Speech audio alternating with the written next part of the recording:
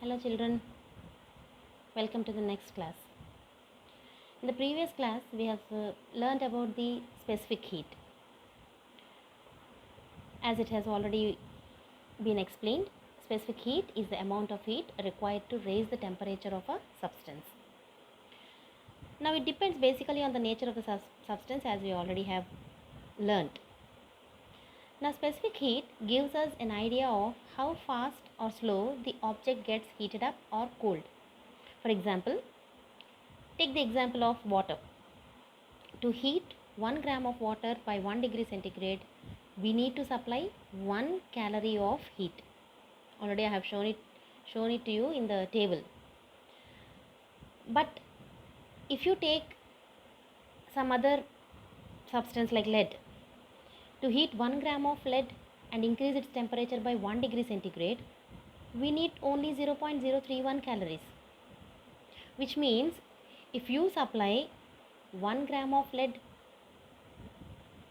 an amount of heat of 1 calorie, 1 gram of lead and 1 gram of water, and you supply 1 calorie of heat, the temperature of water will increase by only 1 degree, but the temperature of the lead will increase by more than 1 degree because it requires only 0.031 calories to heat up, to increase its temperature by 1 degree.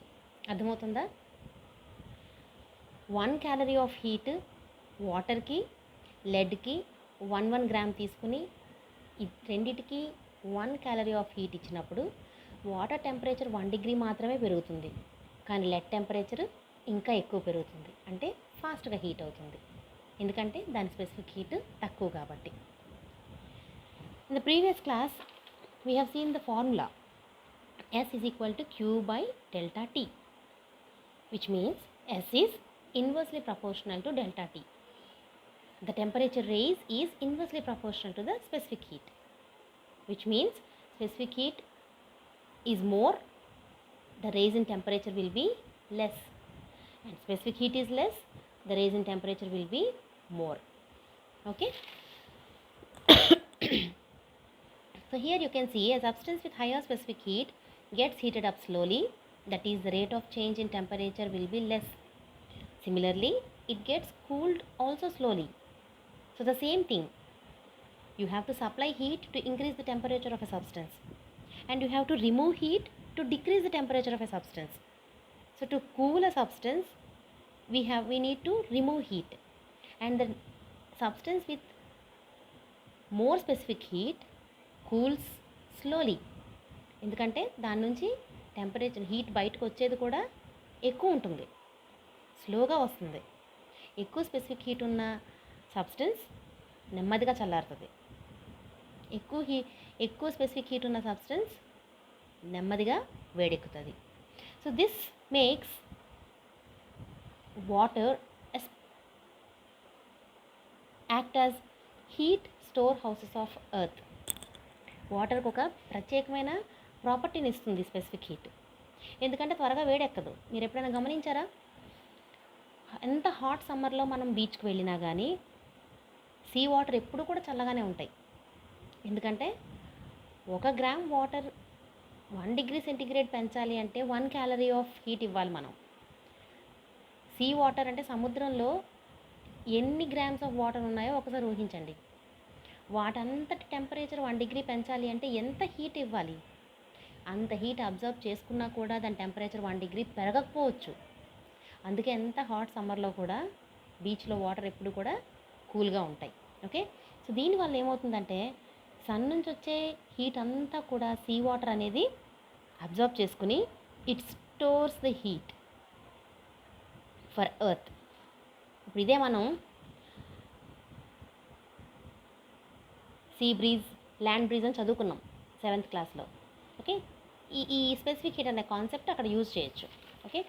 So this is one of the application of specific heat. The another example is water melon.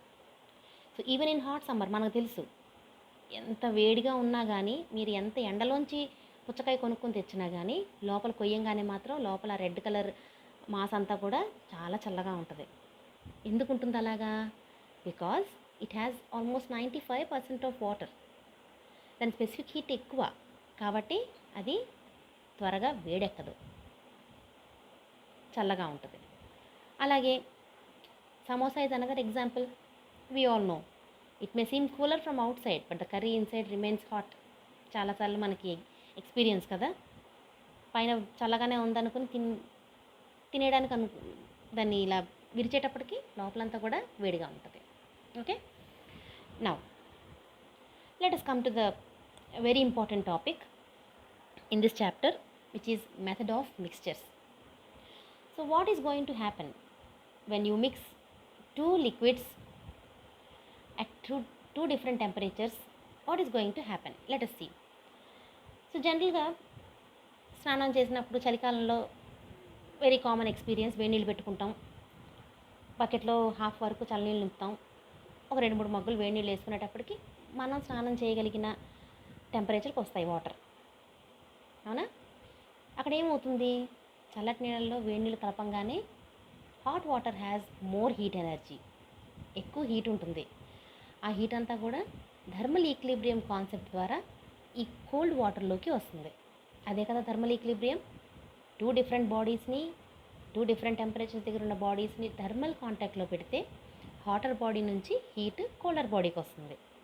So the same way, when we mix two liquids at 2 different temperatures, according to the concept of thermal equilibrium, heat is lost by the hot body and gained by the cold body. So what does this principle of method of mixture state? It states that heat lost by the hot body is equal to heat gained by the cold body. Very important, very important.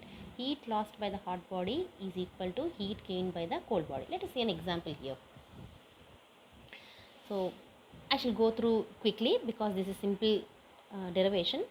So I am here taking 2 samples of masses m1 and m2, 2 different masses. 2 beakers lo 2 different masses of samples తీసుకుంటున్నాను of the same substance. Remember, they are of the same substance. For example, if you take water, రెండిట్లలోనూ water తీసుకున్నాను, కాకపోతే ఒక దానిలో m1, ఒక దానిలో m2 mass. వాటి initial temperatures అంటే బిఫోర్ వి మిక్స్, వాటి రెండింటిని మిక్స్ చేయకముందు m1 టెంపరేచర్ T1 అనుకోండి, m2 టెంపరేచర్ T2 అనుకోండి. So when they are mixed the total mass will be m1 plus m2 and they combinedly they attain the same temperature T. So ఆ రెండింటికి వచ్చే common temperature T అనుకుందాం.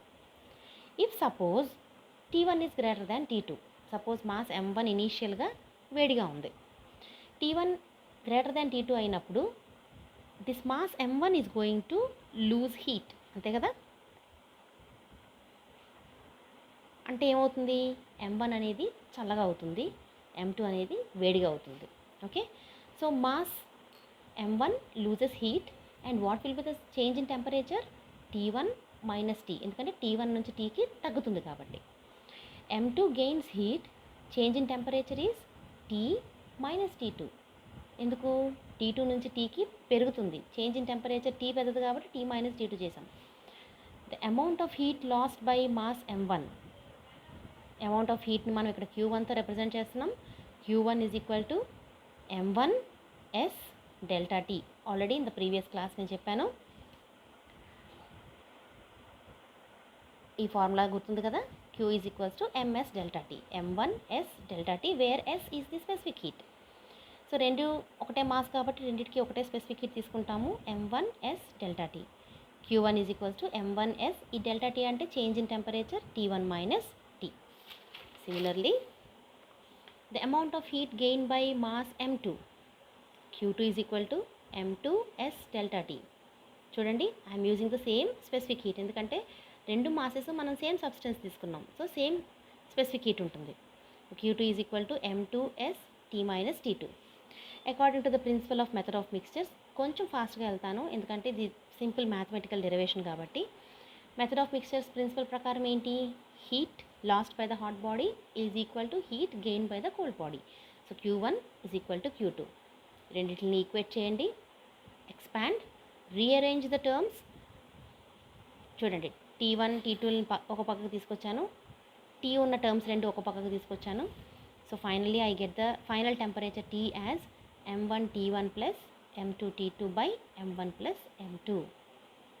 So the final temperature of the mixture is T is equal to m1 T1 plus m2 T2 plus m1 plus m2.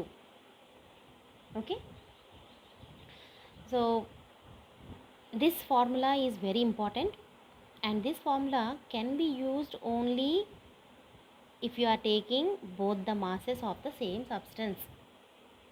m1 m2 రెండు కూడా ఒకటే substance masses తీసుకుంటే మాత్రమే ఈ ఫార్ములా వర్తిస్తుంది. Okay, so this formula gives you the final temperature of the mixture. Once again, the principle of method of mixture, it states that heat lost by the hot body is equal to heat gained by the cold body.